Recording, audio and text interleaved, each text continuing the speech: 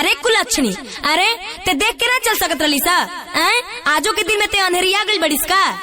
यही से तोरा कोख नहीं के भरत।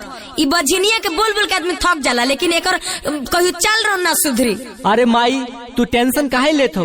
टेंशन ना ली, छल छल करके चलत या आ गोड़ में ठेस लगा देलस। ई बझिनिया, ई कुलक्षणी, ई हमर घर में आके सत्यानाश के पहुंचा देलक। सब भगवान के देन बा, केहू के जल्दी होला तो केहू के लेट होला। अरे का लेट का जल्दी ते लगैली बड़ीस? ई तो घर में आके सबके खा चिबा के बैठ गइल। ई बझिनिया, एकर मुंह देखल पाप बाटे हमनी खातिर।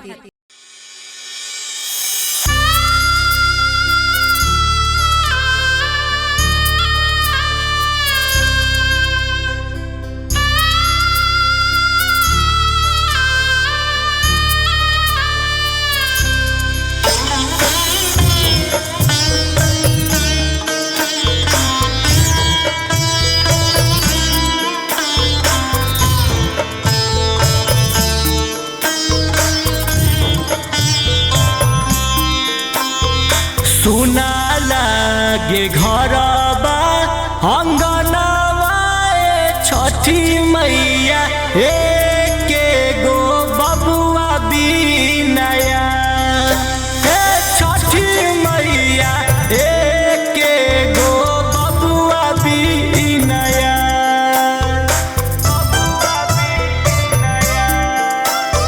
घरबा के लोग बाबा जिन कही के सतावेला, तना मारे गौआ समान। छठी मैया तना मारे गौआ समान। माई हो तना मारे गौआ समान।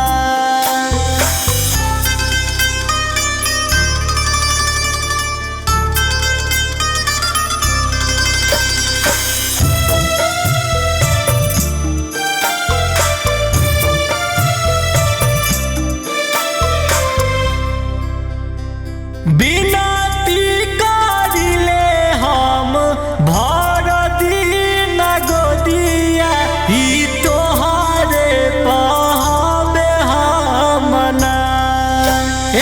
छठी मैया तोहरे पहबे हमना।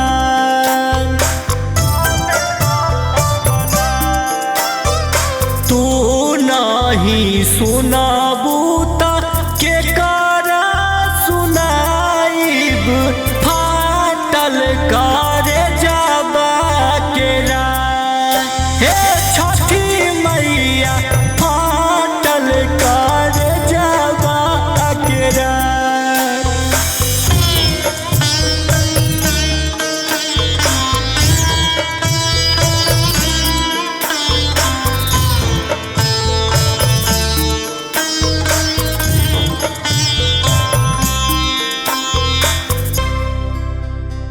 रोकाले रोकात नइखे अखिया से आंसुआ है, अजबे लागता मिजान। छठी मैया अजबे लागता मिजान। अचारा पसारी के हम मांगतानी बबुआ, बचाइला ना बाझिन के लाल।